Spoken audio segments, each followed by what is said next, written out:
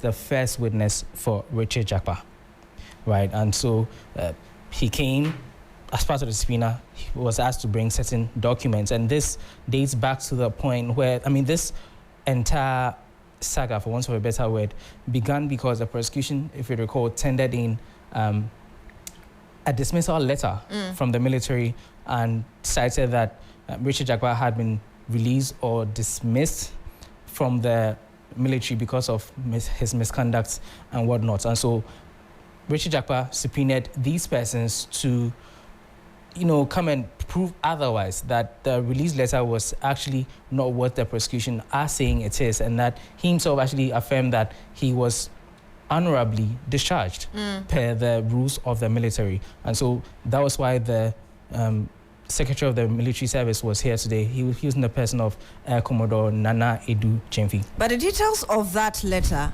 from the military seem to suggest that on several occasions he was seen as somebody who was indisciplined and had debt issues.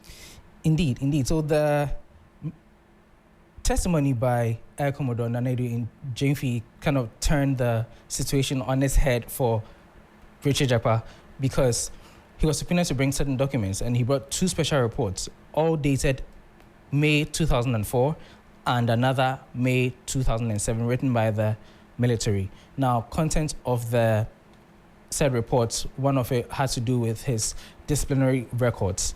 So apparently he had been reported on countless occasions to the military based on certain attitudes that he had portrayed whilst in service. And then the second letter had to do with some indebtedness issues. At one point, he borrowed $300 and did not pay back despite several instructions to do so. And so there was the directive to deduct it from his salary. There was also another instance where, whilst on mission in Lebanon, he borrowed money from a Lebanese businessman, $400, and did not pay back. And they had to go around, and then eventually it was deducted. So these things came up in court today when the military secretary was testifying. When you were talking earlier, you said the CDS was supposed to be there, but he was absent. Was there any reason why? So his lawyer, Brigadier General Bekle, told the judge that although he had been served, the notice did not come early. He indicated that the CDS had been served yesterday, and he hadn't been personally served, and so he hadn't seen it, and that was the reason why he failed to turn up in court today. So eventually, after the Secretary of the Military was discharged, there was a case management, and so the timelines of how the case should pan out, and then so the Chief of Defence Staff will be in court again to testify on July 25, this next week, Thursday. Lord, I'm just wondering the reaction of Richard Jakpa when all these things were coming up, because I understand at the point the lawyers for Richard Jakpa even asked for that document which was in possession of the prosecution. Is that right? How did he react to all of this? Well, so the expectation was that today was going to be another long session because of the revelations that were supposed to come out from the documents, but from the content of the documents that were read in court, the lawyer for Richard Jakpa didn't have much to ask pertaining to the documents, and that even came as a surprise to the presiding judge, Justice Ifeasewa Asariboche, and she was like, okay, we thought this whole session was going to take another hour or two and whatnot, but it took the questioning by lawyer Thaddeus took less than, or at least over 10 minutes at most, because there was not much he could ask about the documents. Perhaps maybe it was self-explanatory or otherwise. That would be up to the defense team to decide. But there wasn't much questioning, and then the Attorney General took over and then asked several other questions. He took about 15 to 20 minutes, and that came out that, okay, he was actually not released honorably per the letter, because when you are released honorably, it is stated so that Beatrice Edu was released or discharged honorably, but the letter didn't say that. And that would be in contravention to what Richard Jakpa, if you remember, had said earlier in court when the letter was first submitted in court. We understand the trial judge, Justice Ifeasewa Asariboche, has set timelines for the closure of the case. That's bearing in mind the fact that the next hearing is on 23rd of July. Am I right? Yes. So I did say that there are 10 witnesses that would be called on. So today was supposed to be the first two, CDS and the military secretary. That didn't come on. So they had to be rescheduled. At the next hearing, we'll have the former health minister, Alfred Befia, and then followed by the CDS, and then the controller, a former deputy controller and accountant general, Andrew Scoofer, on July 25. And there's going to be a legal break. So from next week Thursday, the courts will go on break, and then they'll resume in October. So when they're back in October, then there'll be someone from procurement, Samuel Salas Mesa, and then Speaker of Parliament, Alvin Bagbin. He's also been subpoenaed to testify. So using the timelines, give or take, if everything should go according to plan, the judge is projecting that the judgments could probably, and I'm using this word cautiously because there's been incidents where there's been projections that the hearing and everything will be done by, say, May, and another time was mention of July, but it didn't turn out like that. But this time I'm saying that by November 15, everything should be done, and maybe the judgment will be ready. But depending on how the testimonies or the cross-examination of these witnesses would go, it may change tentatively. Lord Edrasare, thank you very much for bringing us these details. Lord Edrasare is our court affairs correspondent. And Alfred, it looks like we're seeing the wrap-up of this case. If, these timelines given by the judge is anything to go by. I mean, the trial judge has been consistent that she wants this case over and done with as soon as possible. And we have in mind the legal vacation, which is end of the month, correct? Mm-hmm. Yes, by end of the month. So October. Yeah, so, I mean, obviously, if it's over and done with, Lord can sleep. I mean, so. And I think it's also very critical looking at this year as well, 2024 general election. So Indeed, you want to clear any issue that, could take a lot more time. Yeah. And before I go, I need to add that you'd realize that previously, once the case is done, you get some commentary by probably Richard Jakpa or some certain people. There was no show today. None whatsoever. So the Attorney General did not also talk to the media? No. I think it was because the trial judge had indicated that they should stop talking to the media. An order that do not go making commentary regarding the case, because she's indicated that sometimes some of these statements even within the media can prejudice the case. Court of public opinion. Indeed. And so we didn't have any of that today. Interesting, because it's been a very normal fashion with both the prosecution and also the defense team. Anyway, we'll see how things play out in the coming days in court. But let's also stay a bit further at the Supreme Court, because it has struck out a suit filed against the Office of Special Prosecutor by the managing editor of the Searchlight newspaper, Ken Crunchy, without liberty to reapply. Now, the Apex Court emphasized that the OSP has its duties to perform and should not be saddled with such unnecessary suits. By this decision of the court today, July 18, the new case filed by Ken Crunchy has technically become moot. That's what's happening right now. And we're trying to get through to Ken Crunchy himself to get some words after him on this matter, but that's what's happening at the Supreme Court earlier today. The Supreme Court has struck out a suit filed against the Office of Special Prosecutor by the managing editor of the Searchlight newspaper, Ken Crunchy, without liberty to reapply. The Apex Court emphasized that the OSP has its duties to perform and should not be saddled with such suits. And by this decision of the court today, the new case filed by Ken Crunchy has technically become moot, and that's what we're keeping an eye on as well, and see how things play out. Let's go to the dengue fever and matters arising, shall we? Indeed, and the dengue fever outbreak in Ghana has spread to the central region, with the number of cases increasing to 37 in the last 3 days. 9 cases were first detected in communities in the eastern region by healthcare workers using an appropriate case definition on July 14.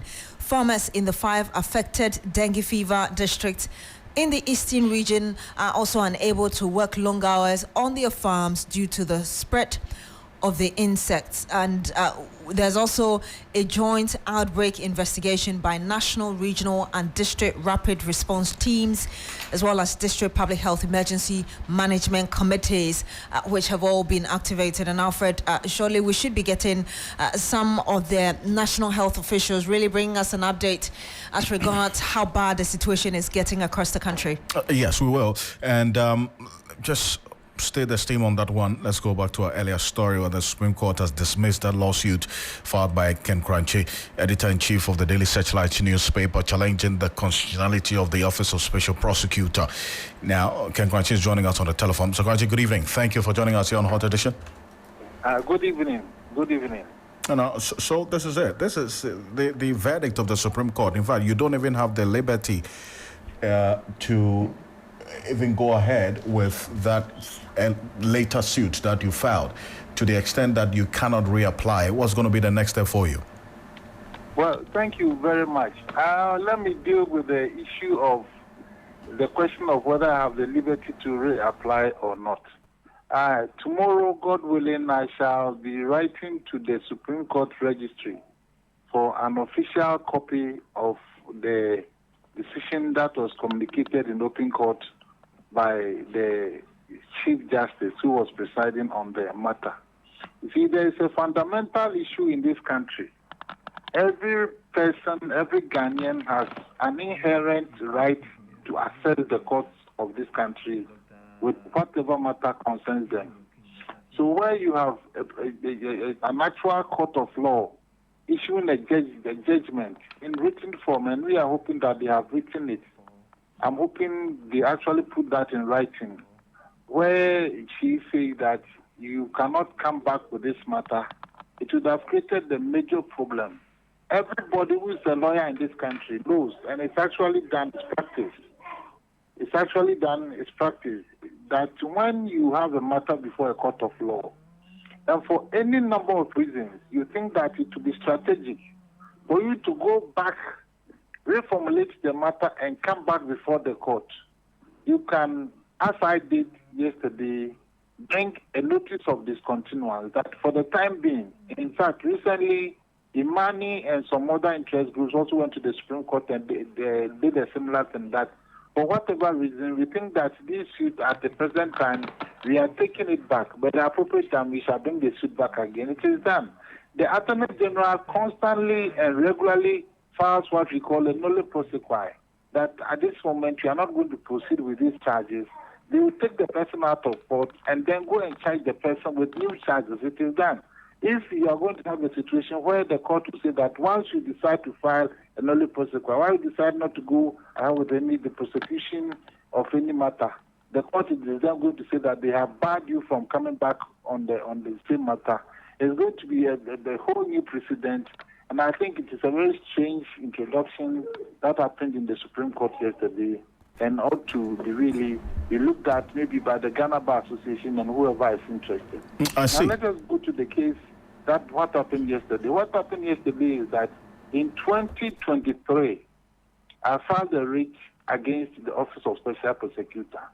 That writ was standalone. When you are filing this constitutional writ, they are supposed to come with the writ itself, affidavit in support, and a statement of case. Now I realize that the 2023 writ was not accompanied by the statement of case, and was also not accompanied by the affidavit. So let me file a notice of discontinuance and then go ahead and file the new writ with the writ and the statement of case and affidavit in support. So when I filed the notice of discontinuance, that was about 1 month, 2 months ago, I filed it in the registry, and the registry refused to schedule the case for hearing. So I went ahead and filed the second case. So as I talk to you today, there's also a second case between me and the Office of Special Prosecutor. That one is accompanied by the writ is accompanied by the statement of case and affidavit in support. So what happened yesterday was that I was asked, "Are you going to discontinue this case?" I said, "Yes, I intend to discontinue." Then they said, "What about coming back?" And I said, "Yes, I'll be coming back." They said, "That one we shall buy you." But there's an existing case in the Supreme Court registry, as I talked to you today, between Ken Kranchi and Office of Special Prosecutor. So that matter would have been just laid to rest, except for this wrinkle the Supreme Court has thrown into the whole thing of actually barring people from coming back to look for justice on the merits of their own matter. So I think that one is a new wrinkle that we ought to pursue and push till we find a final solution to that matter as well. As for my case with the special prosecutor, it's still extant, it's still there, it's still in the Supreme Court. I see, but by this decision of the court today, does it not technically render moot the new case that you have filed against the Office of Special Prosecutor? Well, with law, with judgments, judgments are prospective. It means that what happened yesterday goes forward from yesterday and going forward to today and going forward into the future. By rate against the special prosecutor was before yesterday, so that one still exists. You understand me? Mm-hmm. So that it doesn't take retrospective effect? You're saying that the judgment doesn't take retrospective effect? It can't take retrospective effect, no. It can't take retrospective, no judgment takes retrospective unless specific orders are given. That because of such and such an issue, it's supposed, assuming somebody is arrested, for instance, and the person is in custody, in the sentence, and the judge will say that you have spent maybe 1 year in custody, that is to take effect. That is counted among the guilt sentence. But in this specific case, it doesn't take retrospective effect. So my suit against the special prosecutor still exists. I filed the suit on a certain date. They have a certain number of statutory days in which to file a response. I'm expecting their response. If I don't hear from them, I'll kick in the necessary steps to go ahead with the case. I see, but Mr. Kwanche, this is not your first legal challenge against the OSP. As you indicated, you had previously filed and later discontinued a similar case last year.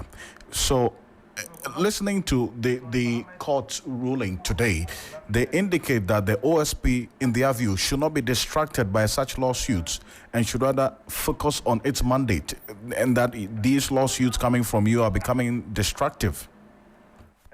I think that you have asked a very, very, very important question, and I hope a lot of Ghanaians are listening to you pose these questions this afternoon. It is extremely strange in my opinion, extremely strange for a justice of the court to say that you are distracting the OSP from its work and therefore do not challenge its constitutionality. The Constitution is the fundamental law of this land. If anybody says that this organization that is operating, it's operating beyond the limits of the Constitution, it ought to be a very important issue, superseding everything, and for a justice of the Supreme Court to then suggest that you are distracting it from its work. As far as I'm concerned, it's neither, the armed Kwanche, a single person with very, very, very limited resources.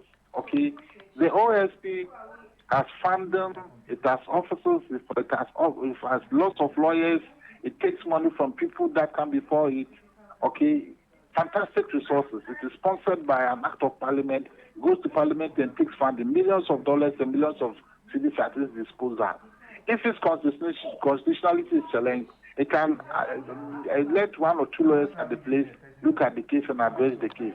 But as far as I'm concerned, what ought to concern the justice of our land, the justice of the Supreme Court of our land, is whether the issues that are being raised as to the constitutionality of the organization are real or not. If they are frivolous, they will have an opportunity to tell us. I filed a writ. The statement of case have gone to the defendants. They will respond. They will come with their position. The Supreme Court will have the chance to declaim on the merits of the matter. But to tell me that you stop disturbing the people. So if, assuming it was MTTU, okay, assuming it was Maritime Authority, assuming it was the Attorney General, are you going to say that if somebody is challenging something to do with the Attorney General, it is distracting and therefore you should not worry about the Attorney General? And you have a very respected member of the bar, a very, very respected member of the bench saying that stop disturbing these people. Then let's stop going to court. Let's stop filing these constitutional cases. I should stop disturbing your mom and let him continue contesting for president. I think it's a strange attitude for my Lord to take, and I hope that we shall not seek a repetition. We shall not seek a repetition going forward. As you indicated, you're going to seek a written judgment tomorrow, so we will engage tomorrow and also get some more. Well, to the registry tomorrow. My clerk is picking up the letter this evening. Tomorrow I'm writing to the registry. Okay. And I'm hoping that by now it is ready. They will make a copy available so that we will see in the written form whether people can actually be barred from accepting justice in our country. So, Kranche, thank you for your time. Thank you very much. I'm grateful. Well, that's Ken Kranche, editor-in-chief of the Daily Searchlight newspaper, as a private legal practitioner as well. Well, the Supreme Court has today dismissed a lawsuit filed by him challenging the constitutionality of the Office of Special Prosecutor. A 2024 independent parliamentary candidate was seeking to have the creation of the Office of Special Prosecutor, OSP, and its powers declared unlawful. This includes the OSP's powers of arrest, detention, freezing, and seizure, which he described as abusive. Well, the court today have ruled that indeed it's moot, essentially, and said that the OSP should not be distracted by such lawsuits, rather focus on its mandate. So that's what's happened in court today. Let's bring you some politics. And former president and flag bearer of the NDC, John Mahama, says Ghana is sitting on a time bomb waiting to explode if no urgent step is taken to resolve the current unemployment rate. Recent statistics show that some 2 million youth are unemployed at home, with some 55% living in poverty. On a working visit to 2 constituencies in the Greater Accra region, John Mahama said his best administration will work assiduously to reduce. His next administration will work to deal with this matter. Ghana, as they are today, our people are sinking into poverty. A recent report says that 55% of Ghanaians are living in poverty. We've never had this high percentage of Ghanaians living in poverty before. 2 million young people are sitting idle at home, not doing any of these 3 things. This is a very dangerous statistic to witness. And so we're sitting on a time bomb in this country. When NDC was in power, unemployment was 8.2%. Today, unemployment is 14.7%. And aside from this, life is hard for everybody. For our women and other people who go to the markets. I mean, we have the highest food inflation, almost the highest food inflation in Africa. Prices are unbearable. You know, but the dangerous thing is, when you're ill and you know what is wrong with you, it is halfway towards a cure. If you're ill and you know it's malaria, you are halfway towards curing yourself of malaria. If you are ill and you know it's typhoid, you are diagnosed, you know it's typhoid, you are halfway towards getting the cure. Unfortunately, the people who have caused this economic crisis do not even realize there's a crisis. Because when you hear them say they are the best government and that even Nkrumah doesn't come, it shows that they don't even understand the situation in which Ghana is.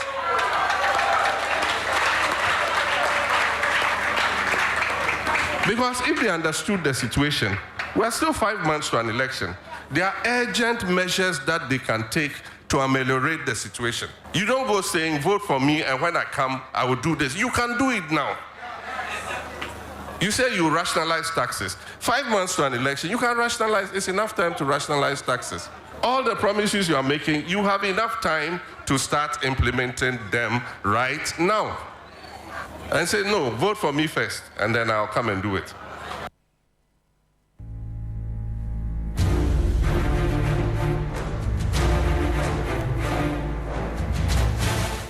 And this is your election command center. You heard the former president John Mahama on that campaign tour there criticizing the current administration. Komla Kluche is following him. He joins us live on the line. Komla, what more can you tell us as regards to what the former president has been saying? Well, John Mahama has been visiting 2 constituencies, the Denton constituency, and but early on where he was speaking from in that sound clip he played a short while ago was the Ayosu West Wogon constituency, specifically the Bawaleshi Chiefs Palace. Well, I mean, a lot of jabs at the government, but essentially he's been indicating that, well, it doesn't appear that the government understands the plight or the difficulty Ghanaians are going through. Probably they do so because they do not see the urgency of the plight of the ordinary Ghanaian. Now, the purpose of this two constituency working day is to re-energize the base, reinvigorate some energy into them, and also to alert them that, well, he's not being sleeping. He's been doing a lot of consultation. If you recall, just after the Building Ghana tour, he's gone a bit quiet and he's doing a lot of consultations in fine-tuning the People's Manifesto. He makes the point that he's been doing broader consultation, and so when the manifesto is launched, these are the very things that the people themselves want, for which it's been launched, and that he can't be policed or he can't be measured by it. Is the reason why he's doing this. Now, on the specific issue of the economy, yes, we've heard him talk about it. His policy of the 24-hour economy, so the very things he's been speaking about. He's also been talking about how he would put jobs at the doorstep of people. His big push where he intends to roll out huge infrastructure projects where people can get enough jobs to be able to do. But of concern to him is the issue of the unemployment.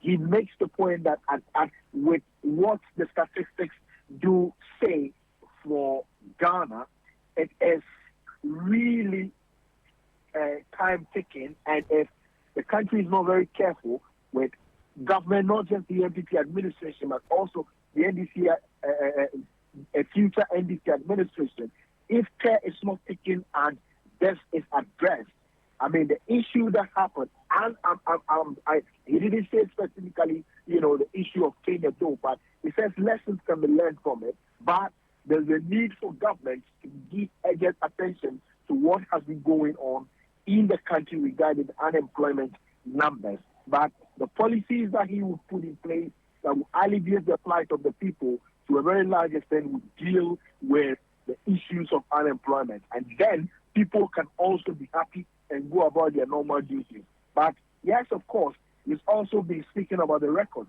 Recently, we had the running mates to Dr. Bamia comparing him, the record of the presidents to Dr. Kwame Nkrumah. In fact, it's not the first time John Mahama is responding to this. He said, I mean, there's absolutely no way this can even be a subject because the NPP is nowhere nearer to anything that Dr. Nkrumah did for the country. But specifically, he's also been urging the people to look at what the economic conditions are and vote out the NPP. He's been encouraging them also to vote massively for the parliamentary candidates. One, for the Ayawaso West Wogod constituency. We know that in some 5 years ago, there was black spills here because of the by-election. It said the people should vote for John Dumelo. Then he equally assured them of that inquiry to put finality to the issue of those who got injured in that by-election. In a Benton constituency, yes, his name is Abu Ramadan. He's also been encouraging the people. If you look at a Benton constituency, the issue of roads, bad roads, the government has touted that they have the best records when it comes to the number of roads or the amount of roads constructed in the history of the country. It says if the president is minded, he should drive through the Benton constituency and you have a reality check where the roads would expose that phrase that they put out there, that they are the best when it comes to road construction with respect to the governance of the country. So a lot of things he's been urging. He's also been doing door-to-door at the University of Ghana. First, he was at the Commonwealth Hall, an old student, an old vandal. He visited the hallmaster. Later on, had an interaction with the vice chancellor of the University of Ghana and did a door-to-door campaign within the Elizabeth Say Hall, where he assured the students that yes, he is there for them, and whatever the plight is, he would make himself available to address them, assuring them again of working assiduously to solve the issue of the lack of hostels, right, not just on the university campus, but also other tertiary institutions as well. So these are some of the things that John Mahama has been saying. Komla, just very briefly before you go, I heard you talk about infrastructure that the former president intends to capitalize on, as it were, and then heard you also mention the launch of the manifesto, which the party has already said should be happening soon. But are you able to give us a bit detail? I'm wondering whether he did that as regards the specific policies he thinks he can put in place that will ensure he's able, or his government is able, to reduce the unemployment numbers if given the chance. He specifically talks also about the Women's Bank, which would give some leverage in terms of support to market women who, hitherto have had difficulties raising funds to be able to do businesses that they would want to engage in. That, in one way, would address it. Now, in terms of infrastructure, you recall that he has spoken about the big push. The big push he has placed is one big idea that will roll out a lot of infrastructure. Now, this infrastructure that he intends to roll out, this is about $10 billion that he intends to put in the economy to address the issue of infrastructure, ongoing infrastructure work, and then some few new ones that he'll be doing. Whilst all of this is ongoing, yes, his 24-hour economy policy he intends to put out. That in itself, he explains, would solve the issue of unemployment, and to a large extent, the work that he has to do, which in effect would reflect with regards to the unemployment situation in the country. He's been speaking about a whole lot of things, but in terms of re-energizing the base, to letting them know that one of the things that will happen for him to get support from the people in pushing the agendas that he intends to do is to be able to get the NPP out of office first, because they have not lived up to the billing. And once they've not lived up to the billing, then there's no need in keeping them in office. A fresh idea is needed. Fresh ideas with experience is what is being able to tout for the people. Komla, what is next for the former president on this tour?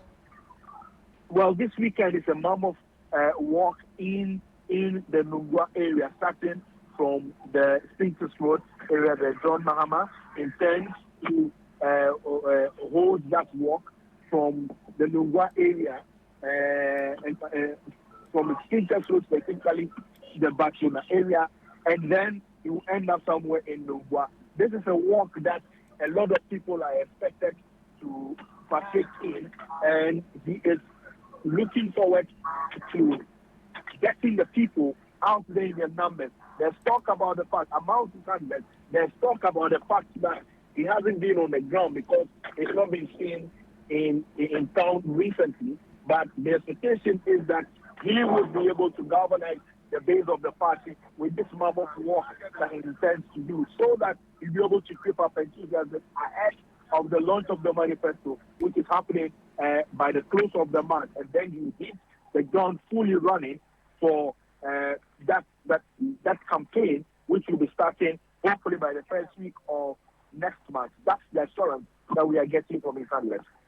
Thank you very much, Komla Klucher. He's following the former president, John Mahama. He's also our chief parliamentary correspondent. Well, let's stay a bit further on this issue of the NDC Amatisarize, because international research and data firm Fitch Solutions is predicting a win for the National Democratic Congress NDC flag bearer and former president John Dramani Mahama and the NDC in the December 7 presidential elections. The London-based firm argues that 54% of respondents surveyed tipped the former president as the winner in the upcoming presidential election.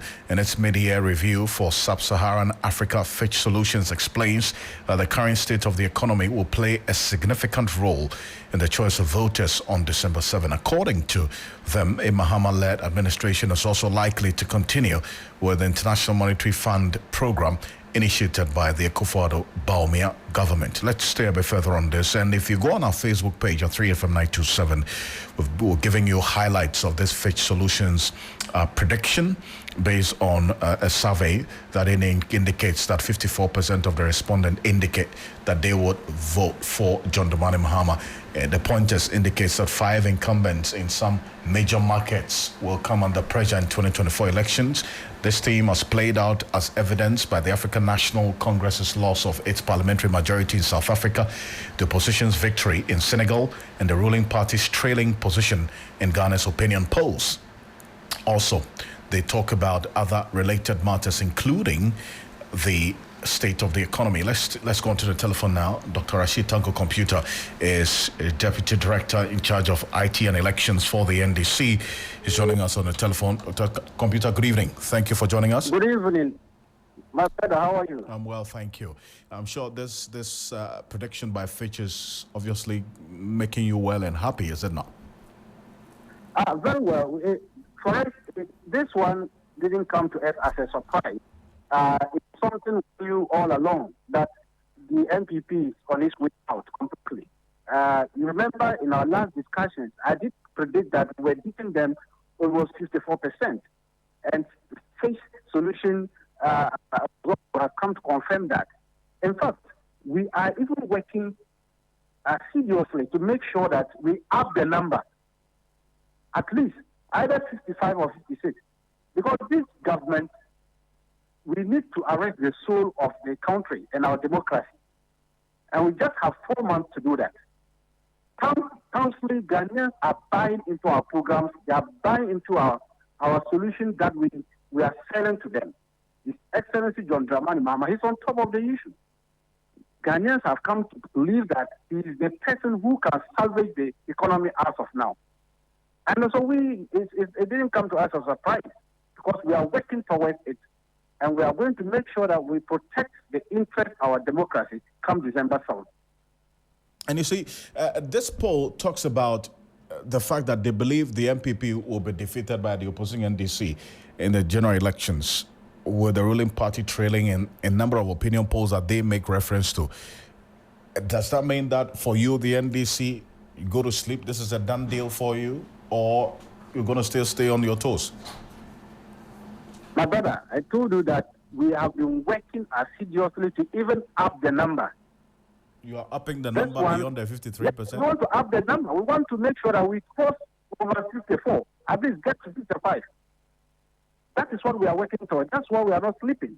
And that is why we are making sure that we are closing all the loopholes, the electoral rigging machinery that has been orchestrated by the NPP in accord with the Electoral Commission. We are closing it up.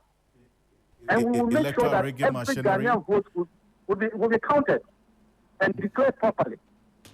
And I can show you the processes that we have put in place. We are likely to get more than the 54%, because we are working towards it. And we are not going to rest until we save the country come December 7th. This one is just an indication. And then we are not going to rely on that and say, because they have said we are beating these people at 54%, and therefore we should go to sleep. In fact, it is even going to urge us to work more, because we want to just finish these people and make sure that the country is safe and safe forever. But beyond campaigning on the failures of this administration, what's the superior alternative that you bring to the table on the failures of this administration that you talk about? In fact, we have superior promises that we have put. Look at the game changer, 24 economy. You know what it's going to do for the youth in this country. How it's going to arrest unemployment in this country. Currently, we are running an 8-hour shift economy, 8 hours. After 8 hours, the economy is going to sleep. That is why we are having this challenge. Now we are going to do 24-hour economy. That is 8 hours 3 times. An example is, imagine at DVLA, running 24-hour economy. If they're having 200 workers, they will now have an additional 400 to make it 600. So invariably, about 400 more youth are going to be employed. And they are going to work 8-hour shifts. So that 4 o'clock, 4, 5, when I go to DVLA office, they can close their offices and go and sleep and tell me that I should come tomorrow morning. Another group will continue from that place, so that even from where I can move to DVLA and continue transacting business with them to even midnight and get home. So that will even solve a lot of traffic problems in our locality. So the 24-hour economy, a lot of opportunities are embedded into it. Okay, Look at the infrastructure aspect. Right, beyond the 24-hour economy. In fact, we have started teasing it out. His Excellency John Drama, he is currently in Legon around the place. He's talking to them. And then so all these things, we have superior policies that can transform the economy within the shortest possible time when we get into office. We know it, we've done it before. But these people, I'm not surprised. International community, everybody is fed up with them. They just want them out. And so that we can salvage, because in the committee of society, this is country that we find ourselves, we are living, in fact, we are the heartbeat of peace. Look at what is happening in the sub-region. And so we don't want that kind of situation to happen in Ghana at all. So we want to maintain the sanctity of our democracy, the electoral process, and make sure that whatever we have put in place must be continued, and everybody will have a share of due at the end of the process. I see. And well, beyond this poll, it is definitely left to the Ghanaian people to exercise their franchise on December 7th to take that ultimate decision on who leads us for the next 4 years ahead of us. But Mr. Tanko, or Dr. Tanko, before I let you go, just 30 seconds. What's the meaning of your name, Computer? Where did you get it from? Interesting. It's my name. It's my official name. Computer is your official name? Alfred. Some people are called Love. Others are called Bright. Some people are called Computer. I see. And Alfred wanted me to explain. Wow. So the Computer is actually your official name. It's on your it's on your documents. It's on your documents. Yes. It's on your certificate. Tanko Rashid Computer. It's in my Ghana card, my passport, and all my official documents. You'll see it there. Dr. Rashid Tanko Computer. Thank you very much for talking to us. The pleasure is mine. Did you know this is well? So we got some messages asking why the name Computer, if it's an alias or an official name. Well, he's clarified that it's an official name on his Ghana card, on his computer. That's Dr. Rashid Tanko Computer. He is the Deputy Director, IT and Elections. Look at the positioning as well. Thank you very much. For the NDC. Anyway.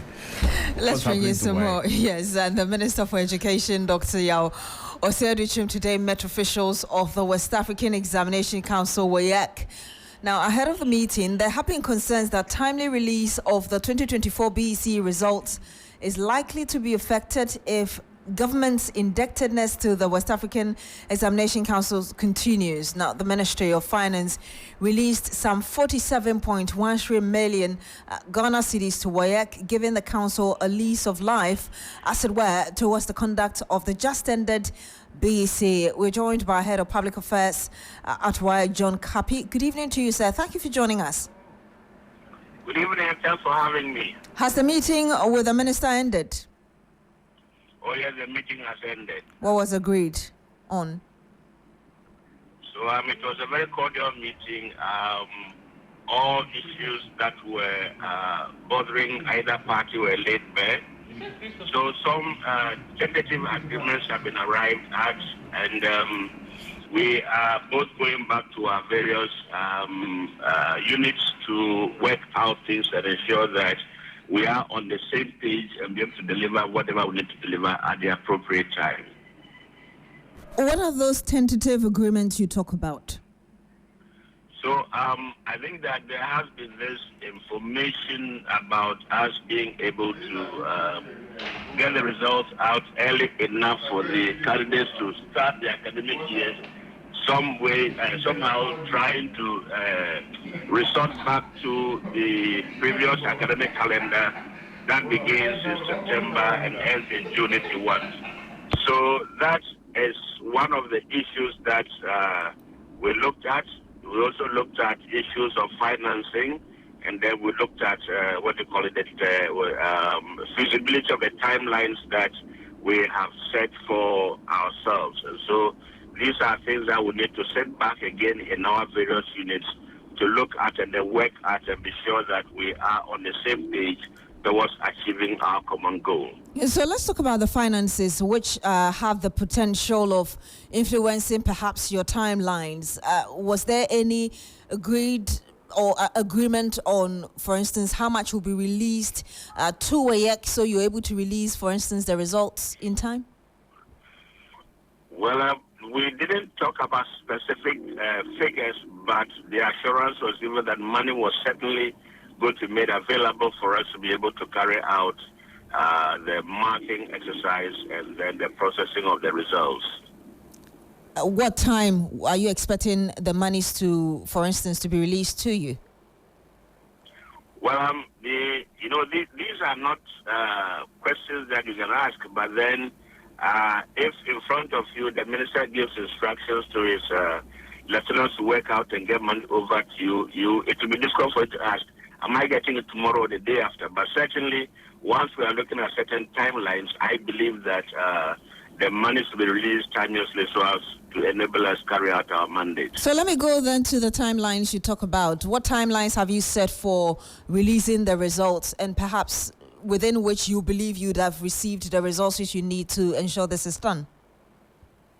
So as I said earlier, the ministry and for that the Ghana Education Service would want that the academic year starts in September. Now, so we are looking at probably being able to work towards the end of September so that at least the students can prepare themselves and go back to school. So certainly by the third quarter of September, that is what we are looking at. But we haven't come to any specifics yet. That is why I'm reluctant to tell you that maybe on the 20th, on the 26th or 28th we'll do this. We are looking at the third quarter of September, and that's what we are all going to work towards.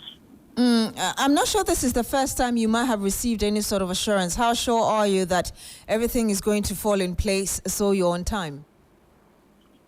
Well, it's a demand and supply kind of thing. So obviously once there's a demand, there certainly must be a supply. So I believe that there will be a supply for us also to deliver on our mandate, because that is key. And once the assurances have been given, that is what we are going to work with. And we are sure, we are convinced that these will not be empty words, but that the assurances will actually be, fulfilled. Finally, from me, though, I know you're waiting, or you're depending, as it were, on the word from the Minister for Education, but I heard you also talk about certain meetings among yourselves or perhaps even with your stakeholders. What's the rationale for that? Well, when it comes to our meetings, we have a number of activities that we are carrying out. Currently, we've started printing the WAS for school candidates, and within the period that we're supposed to be marking these papers, we're also supposed to be conducting the WAS for school candidates. And so we have to sit down and restructure our activities in order to be able to accommodate all of these additions, that are coming in. So that is what I meant by the meetings that we are going to hold. We'll have to end it here. Thank you very much, John Kapi. He is the Director of Public Affairs at WAEC. So, Alfred, it looks like they are confident they will work within time. Indeed. And that's a good thing, obviously, for parents who are listening to us right now. But away from that, the Foreign Affairs Minister, Shirley Ayokoboche, has urged African Union member states to enhance their commitment to providing quality and access to education for their people. Speaking at the opening ceremony of the 6th Media Coordinating Meeting of the AU Regional Ministers, she highlighted Ghana's significant achievements in the education sector, referencing the government's free senior high school policy and the STEM education. Team has significantly increased access to quality education. Since its inception, senior high school enrollment has risen from 308,799 in 2016 to 507,519 in 2024, which has positively impacted gender parity at the high school level. Our government recently launched the Ghana Smart Schools project, which focuses on providing tablets to learners in senior high schools and technical and vocational education and training TVET institutions across our country. In our efforts, we have not overlooked the importance of the creative arts. Developing a strong creative arts sector fosters well-rounded citizens who are adept in creativity, communication, collaboration, and critical thinking. We are working towards the construction of a creative arts high school to advance creative arts education. Your Excellencies, several enduring lessons have emerged from our experiences with STEM education, which we hope to share for your kind consideration. As a Foreign Affairs Minister, Shirley Ayoko Boche there. So live here on Hot Edition on 3FM 92.7. We're live on Kesmi 107.1 in Tamale and beyond, and also on W 93.5 in Wa and beyond. Your thoughts are welcome on Facebook and also on X. Read out to you and to the rest of the world. This is time for the business news with Bismarck Awusa. But before that, step into the world of Dewa 539 for your chance to win big with Dewa Direct and Dewa Chop Money. With Dewa Direct, dial *446#, pick numbers 1 to 39 and win 20 times, 40 times or 400 times your stake, and also win cash every evening at 7 p.m. and on Sundays at 6 p.m. Early birds love Dewa Chop Money. At 10 a.m., dial *446#, choose numbers 1 to 39 and win 20 times, 40 times or 400 times. Play at dewa-nla.com or dial *446#. Need help? Call them on 0556 259 249 or 0532 479 879. Dewa Afa will be back shortly with the business news. Imagine a day where the entire family will converge with music, food, family, water park enjoyment, and exciting activities like water slides, go-karting, horse riding, jet skiing, canopy walk, and so many games with the entire family. Welcome to 3FM's Family Fun Day at Marina Park on Founders Day holiday on August 5th, 2024, where wonder meets adventure and joy knows no bounds. Join us for a holiday of excitement with a day full of fun and celebration of the most precious thing of all, family. Is a 3FM Family Fun Day. So mark your calendars, gather your friends and family, and get ready to create a world of memories on the holiday, Monday, 5th of August. Rate is 300 Ghana cedis for a family of 4. If it's a single adult, it's 100 Ghana cedis, and a child is 50 Ghana cedis. Call 0532 200 927 and 0531 100 927 for tickets. Come and celebrate families on a Founders Day holiday on the 5th of August at Marina Water Park, Lakeside Estate. Don't miss out on a carnival of delight and family celebration with games, excitement, and happiness for the whole family. 3FM's Family Fun Day is proudly powered by 3FM 92.7, your urban lifestyle radio.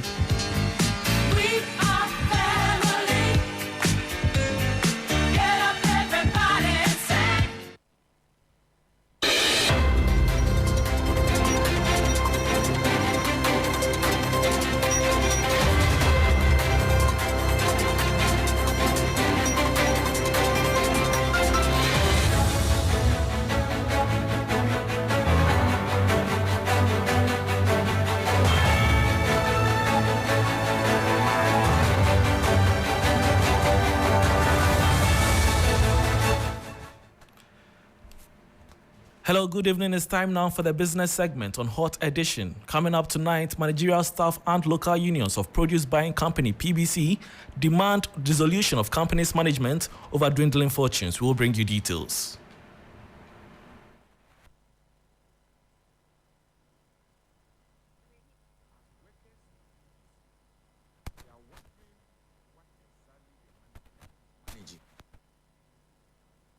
As workers of PBC, we are wondering what exactly the management is managing. I'm Bismarck Awusa. We'll bring you details, Buckley.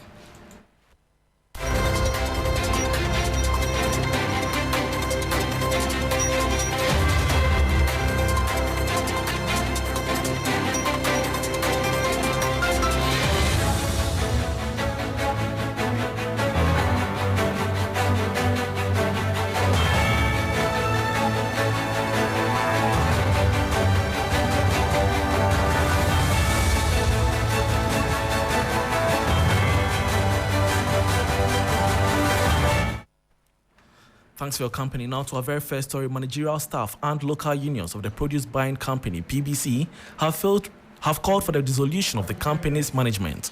According to them, for the first time in the company's history, PBC has failed to purchase cocoa during the main crop season, prompting workers to question the effectiveness of their leaders. The unions are arguing the government either mobilize the necessary resources to resume operations or remove the current management team.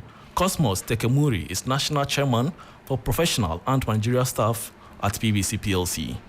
PBC in previous times demonstrated that indigenous companies can be profitable, and we know PBC has a capacity to bounce back and take its rightful place if the necessary support is provided. As workers of PBC, we are wondering what exactly the management is managing. For the first time in the history of the company, we have not bought cocoa in the main crop season. Our appeal to the government is that if the necessary resources cannot be mobilized for PBC to continue operations, there is no need keeping government appointees as leaders of the company. We remain united in purpose for our common cause of fighting for the survival and sustenance of our beloved company. That was Cosmas Tekemuri, who is national chairman for professional and managerial staff unions of PBC PLC. Moving on, the Ghana Stock Exchange, GSE, has experienced a remarkable surge in trading activity, pushing the market capitalization, that is the total monetary value of its outstanding shares of stock, to a historic high of 90.09 billion cedis. There is more in the following 3 Business News Desk report. The GSE Composite Index rose by 109.96 points to close at 4,195.72 points, representing a year-to-date return of 34.04%. The GSE Financial Stocks Index also saw a significant increase, rising to 2,083.94 points, with a year-to-date gain of 9.59%. The market witnessed a remarkable increase in trade activity, with total turnover soaring to over 7 million cedis, a staggering 6,875.84% increase over the previous day. The trading volume also surged in excess of 5.5 million shares across 12 counters. This significant growth marks a major milestone for the Ghana Stock Exchange, which has witnessed a remarkable increase in market capitalization from 6.4 million cedis in 1990 to the current 90.09 billion cedis. This bullish trend is a testament to the growing confidence in the Ghanaian economy and the stock market. Investors are optimistic about the prospect of the listed companies, and this is reflected in the increased trade activity and rising stock prices. And that was a 3 Business News Desk report on the performance of the Ghana Stock Exchange. The Arab Bank for Economic Development in Africa, BADIA, is set to launch a significant initiative aimed at reaching 1 million small and medium-sized enterprises, SMEs, across Africa. Strategic advisor to the president of BADIA, Fatima El Sheikh, announced at the press briefing ahead of the bank's 50th anniversary that the bank will partner the African Continental Free Trade Area Secretariat, AFCFTA, to establish a unified African trade facility. We're here looking at human-centered infrastructure, which is the infrastructure that is to do with education, human development, and to do with health, access to basic services, housing. So this is the infrastructure we look at, but we also look at infrastructure that connects the continent to each other. So if you wish, we're looking at roads that liberate isolation. Many of the continent countries are actually landlocked countries, and we try to build a network of infrastructure that helps trading and helps exchange of commodities within the continent itself. We also focus on areas that has to do with small and medium enterprises, because we see them as an opportunity for youth and women. And in that regard, BADIA is very committed to generate more SMEs, but also to create an environment where SMEs will foster and flourish as a means for job creation, as a means of poverty eradication. And that was strategic advisor to the president of Arab Bank for Economic Development in Africa, BADIA, Fatima El Sheikh. And that will be all for the business segment on Hot Edition with me, Bismarck, Ausa. For more business stories, please log on to 3news.com. Thanks for your company. Bill Eshan is here for the Sports Do Stay.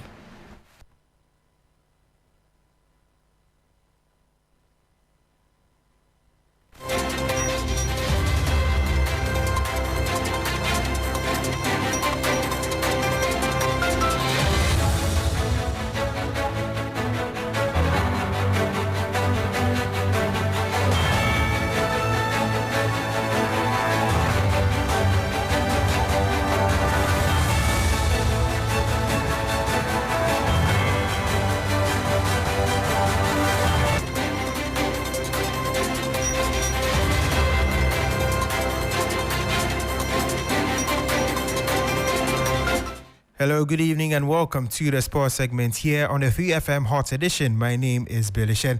Starting off from the local scene, Ghana's two biggest traditional clubs, Asante Kotoko and Hearts of Oak, came face-to-face in a Democracy Cup, with Asante Kotoko winning by 2-1. But both clubs have not been performing so well on the local scene in the past 3 years. And former Sports Minister Nielante van der Poel has given some solutions to help these clubs to get back to the top.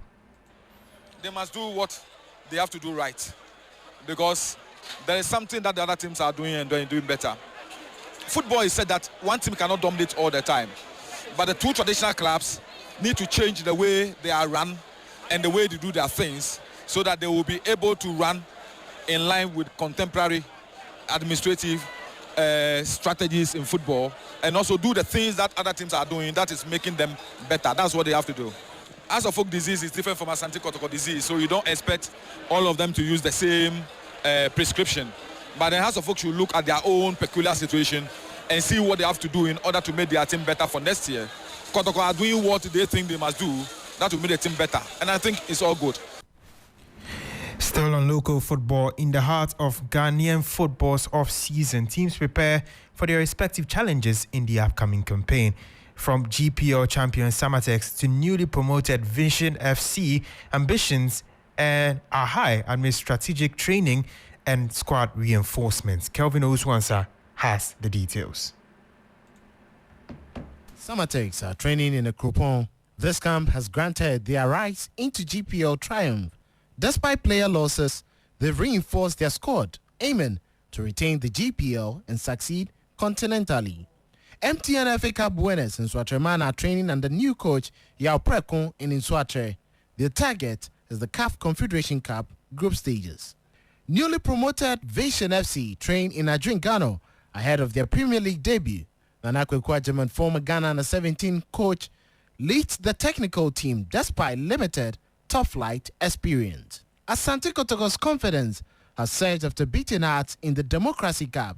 This win eases concerns over recent player releases. The Porcupines resumed training in 10 days with a potential European tour. Hearts of Folk fans expressed anger over the loss to Asante Kotoko, demanding better performances despite management support for Coach Ouattara. Adding up to the squad, players regroup at Popiman Training Complex after a short break. That is a report by my colleague Kelvin Owusu Ansa. Now moving on to European football, former Chelsea and Brighton coach Graham Potter says he's ready to return to management and will be back when the right opportunity comes. Potter has been without a club since he was sacked from Chelsea, but now admits he's pretty close to returning to management after some time out. You've had a nice break, so how ready are you to return to football management in general? Yeah, I've had a great break. I think it was, as I said, the journey from where I started to where I finished doesn't come for free. It involves, moving 3 countries and with a young family and all that comes with being a football manager. So I think it was important for me to take a break and reflect and re-energise. It's been a good time to look at other things and other sports and other teams and go around and visit places. So I feel really ready, really excited to be back when the right opportunity comes. Hopefully you'll see my face again. That was former Chelsea manager Graham Potter. But still on European football, transfers are coming in thick and fast. We are in the transfer season. Former Arsenal and Barcelona striker Pierre-Emerick Aubameyang has signed for newly promoted Saudi Pro League side Al-Qadisha from Marseille. The Gabon striker signs a 1-year deal until 2025 ending. Now, Borussia Dortmund have wrapped up the signing of Serhou Guirassy from Stuttgart on a 4-year deal after triggering his release clause of 17.5 million euros. The 28-year-old posted career best numbers in 2023-24, where the Guinea striker scored 28 goals to help Stuttgart finish as Bundesliga runners-up and qualify for the UEFA Champions League for the first time since 2009. Manchester United has reportedly completed the signing of centre-back Lenny Yoro from French side Lille, paying about 50 million euros for his services. The 18-year-old signs a 5-year deal that will keep him at Old Trafford until 2029. French midfielder Adrien Rabiot will leave Juventus as a free agent after spending 5 years in Italy, the club has confirmed. Rabiot won a Scudetto, 2 Italian Cups and 1 Italian Super Cup. He recently played for France at the 2024 Euros, and Manchester United are thought to be interested in his services.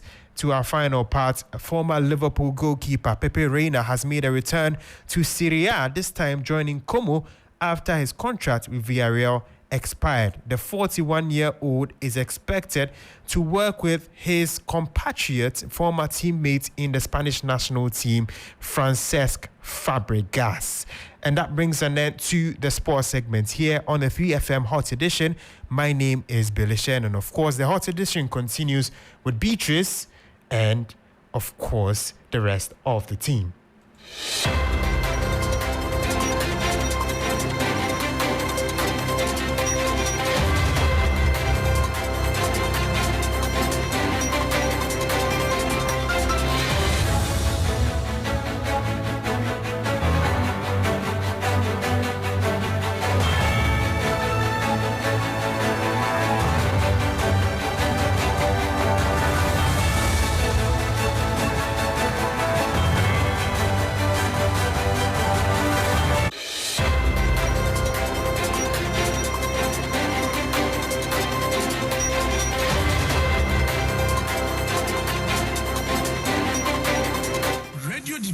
Show Host of the Year 2016-2017. And the winner is John Hughes. Check. Hi, my name is Johnny Hughes, your community rights advocate, and I'm still on the quest to bring smiles into your communities with Community Connect on 3FM 92.7. Join me this and every Friday morning at 9 a.m. right here on 3FM, and together we will solve the problems bothering your communities. I know your program is a program that always get a result. Myself, I'm a witness to that. What can we do to help your community today in terms of education, health, sanitation, security, and all the issues in between from your community's perspective? Tune in to Community Connect every Friday morning at 9 a.m. as we get interactive live on radio and on Twitter at 3FM 927 and on Facebook at 3FM 92.7. Community Connect, helping solve your community problems.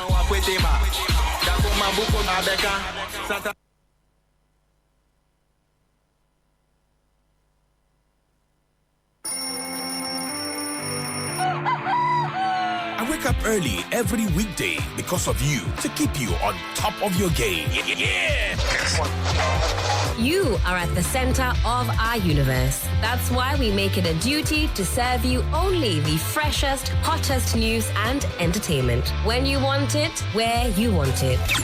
Good morning, Ghana, Africa, and the rest of the wonderful world. Welcome to Sunrise on 3FM 92.7. Start your day well informed. Start with us on Sunrise on 3FM 92.7. Catch the all-new Sunrise Morning Show on 3FM 92.7 with me, Johnny Hughes, Helena Piampofo.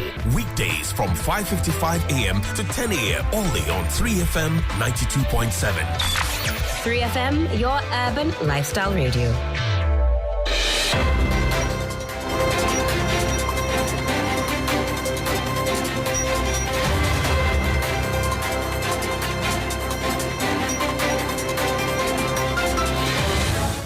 And you're still here on Hot Edition on 3FM 92.7. Let's bring you more on the story about the dengue fever outbreak in Ghana, which we understand has spread to the central region, with the number of cases increasing to 37 in the last 3 days. You're joined by Dr. Franklin Esiedu-Bekoin, who is Director of Public Health at the Ghana Health Service. Good evening to you, Doc. Thank you for joining us. Hello, Doc. Hello. Yes, good evening to you. Thank you for joining us. Good evening. Are you able to tell us the latest on the dengue fever outbreak, which now we understand is in 2 regions, Eastern and Central?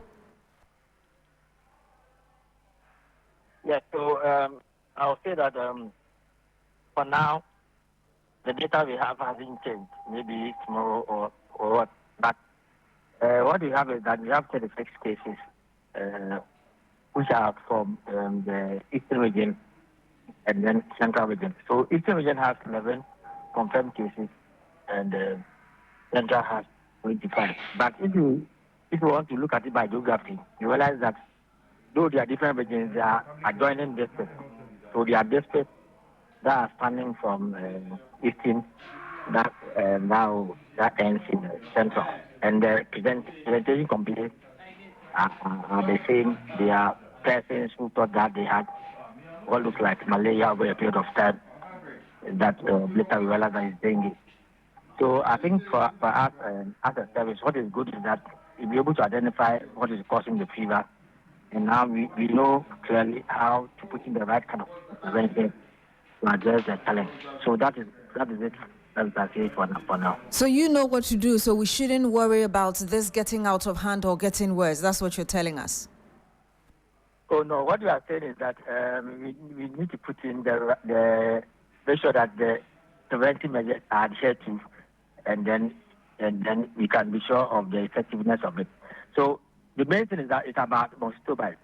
So it's about preventing the bite of the mosquito, and then making sure that the environment that harbors the growth of the mosquito is kind of destroyed.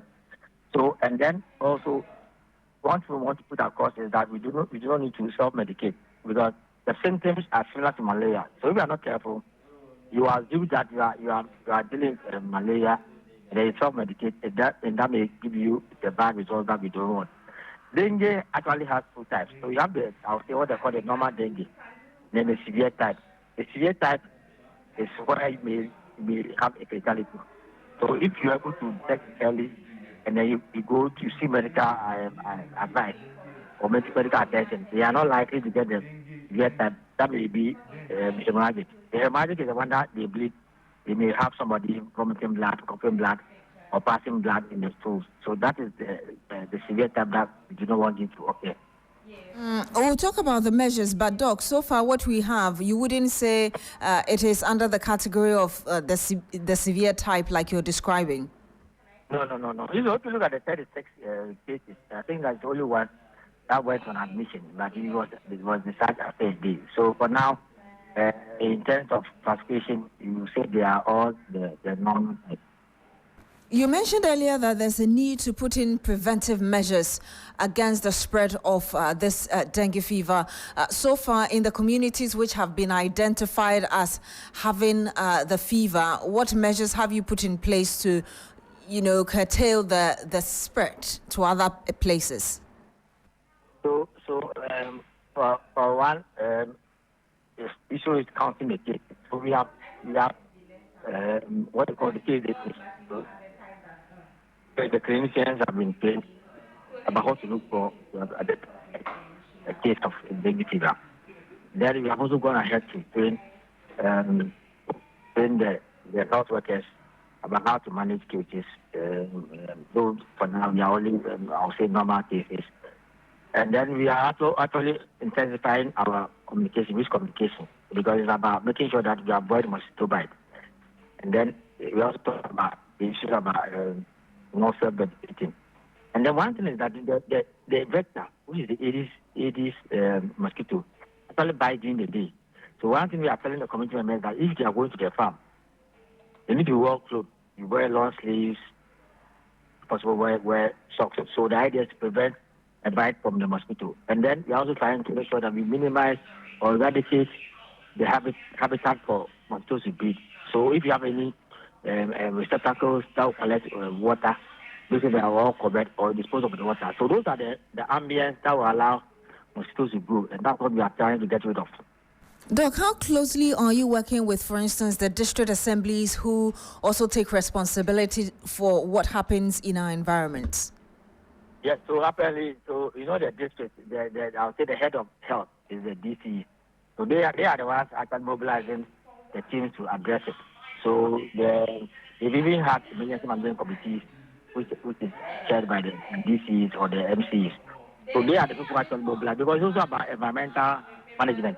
So they actually spearheading. So health is not working in isolation. We are working as part of emergency management teams that exist in the district.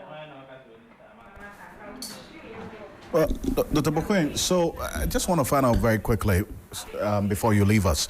The Anopheles mosquito that bites at night does not carry this dengue fever, or... No, that's malaria. This one is about Aedes. The Aedes mosquito. Aedes causes the dengue. And Aedes is also causes yellow fever. For now, what we are handling is dengue. Dengue. And the Aedes mosquitoes bite during the day, not at night, correct? Yes. So the issue is that if you have a child and now you leave at home, make sure that child is sleeping in the bed net. Otherwise, you get them being bitten by this Aedes mosquito. I see. And just for the education of the public, which areas are these Aedes mosquitoes normally found, or where do they breed, so that people can also take remedial measures? So mosquito actually like clean water. So at times people say matter water. No, they don't like those things. So any water source which is clean, that's where they will breed. So let's say if you have your house, you have a bowl that has water in, and you don't dispose of it for a long time, you will bring dead. So any receptacle that can have water, make sure that you cover it or you dispose of the water. So those are the early ambience that will allow them to breathe. That's why you need to make sure that it's off. And then if there are any, and when there are trenches in those communities, they are advising them to cover them as much as possible, because we don't want any environment that will allow the breeding of mosquitoes. So, Dr. Bekon, I appreciate your time on this. Thank you. Thank you.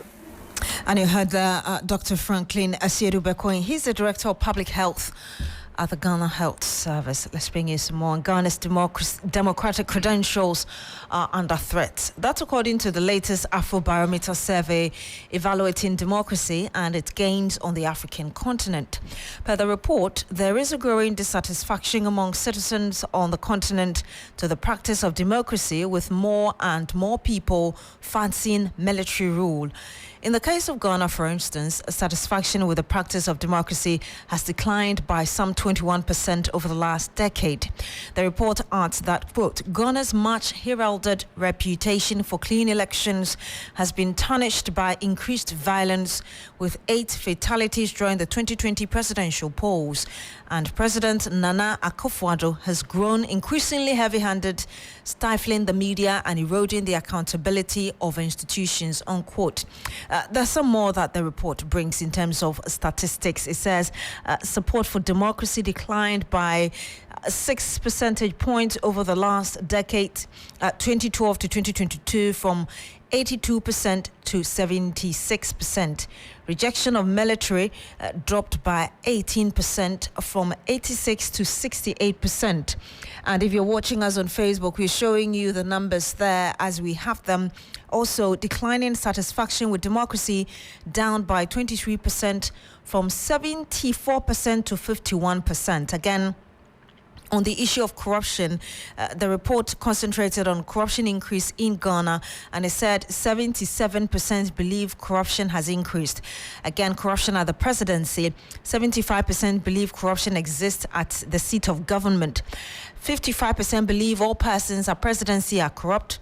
40% believe not all persons are corrupt. So these are the details of that Afro Barometer survey that was done, giving us the state of not just Ghana, but also other African countries they surveyed.